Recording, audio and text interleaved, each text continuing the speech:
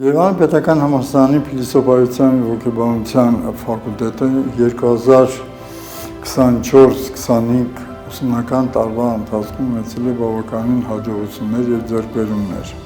Առաջին հերթին կուզենայի նշել այն բարեհոգեբանական մթնոլորտի ստեղծման անհրաժեշտությունը, որ տիրում է այսօր մեր ֆակուլտետում, դա աշխատանքային պայմաններ է ստեղծել հետագա հաջողությունների համար։ 2024-25 ուսումնական տարում մեր հաջողությունների առանցքը կազմում էր նաև համագործակցությունը արտասահմանյան գործընկերների հետ, տարբեր տեսակի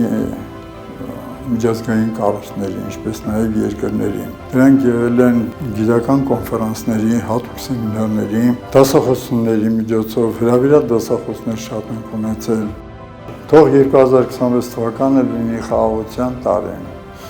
մեծագույն հաջողություններ մեր ժողովրդին, լուսավորության տարի, ի փառս մեր հայրենիքի, մեր ժողովրդին։